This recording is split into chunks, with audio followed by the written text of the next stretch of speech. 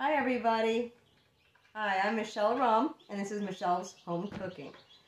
Today, we are going to talk about artisan bread. With many uses, it has been my family's all-time staple. We're going to go over it real quick with you. I do not have the best internet service. If my voice is lagging, I'm sorry. We are trying to work on this issue. Okay, so let me go over the ingredients real quick, and then I'll walk you through it and the uses for it. Okay, and this is called 5-minute artisan bread. I don't know why it's called that. It's always taken me a lot longer than 5 minutes. I don't know.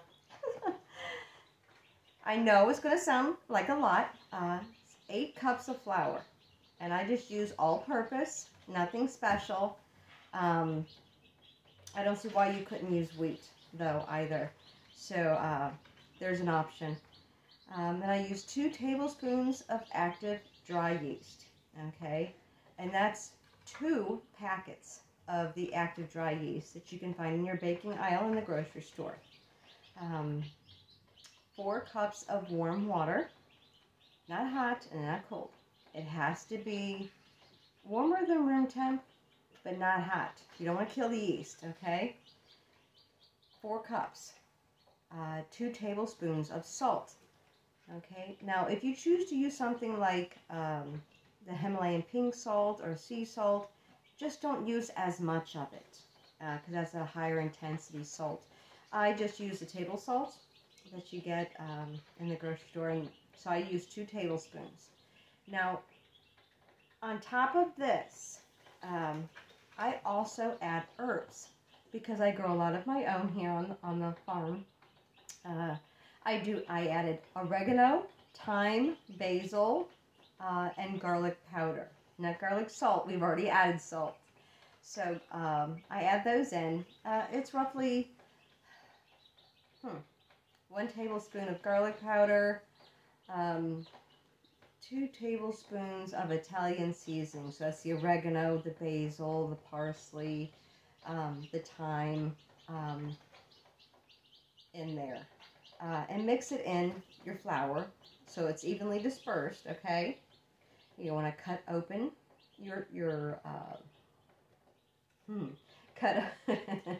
everybody gets those moments. You're going to want to cut open your yeast and pour it into the 4 cups of warm water. Okay, and let it sit for 5 minutes. You should see some foam starting at the top or some bubbles. It's called proofing your yeast. It just lets you know it's still active, it's still good. Okay? After that, slowly incorporate it into your flour, salt, and seasoning mixture. Okay? Mix it.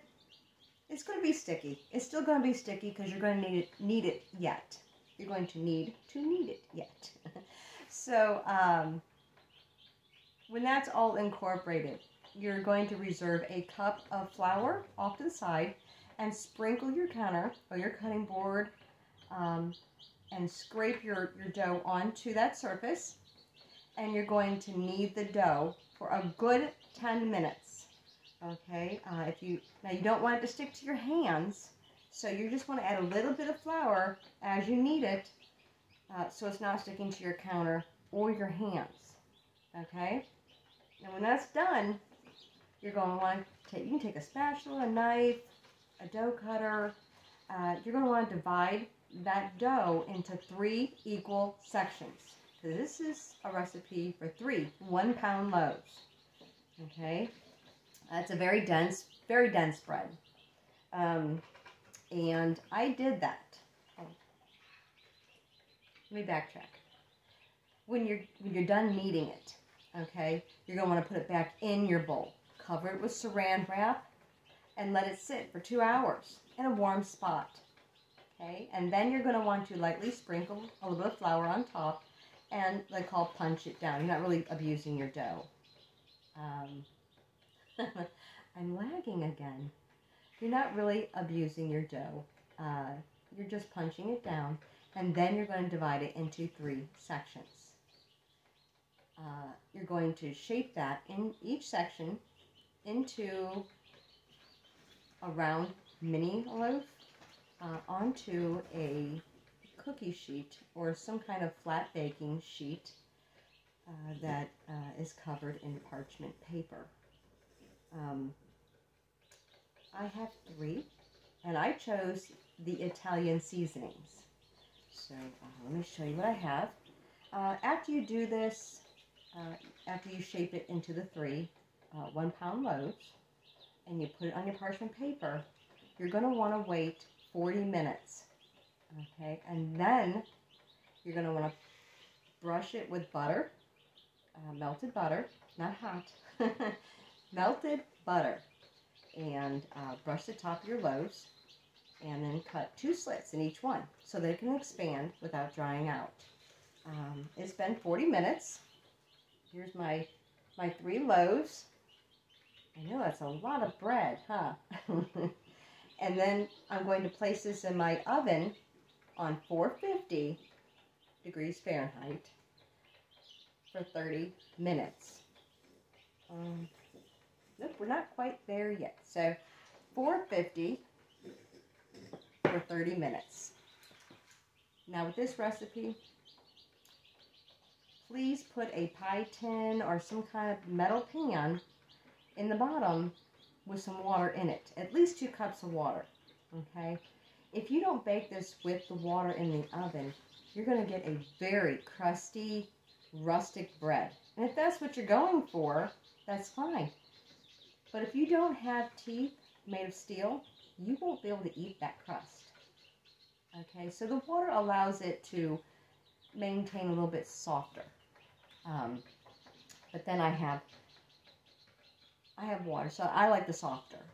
So there's some other, you can just make this plain white bread, plain wheat bread.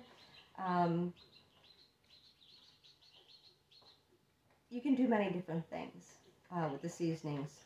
I do it this way because I make breadcrumbs for my meatloaf, for my Scotch eggs, for my crab cakes, to coat chicken for fried chicken, many different things. I can also use this, even though there's Italian seasoning in it, for bread pudding,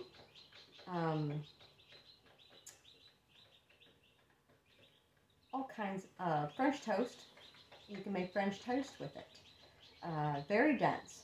And I go ahead and one of these loaves, I just made 6 loaves. Okay, so that's a month worth plus for me of healthy breakfast and breading needs. Now this is homemade bread. There is no preservatives in this.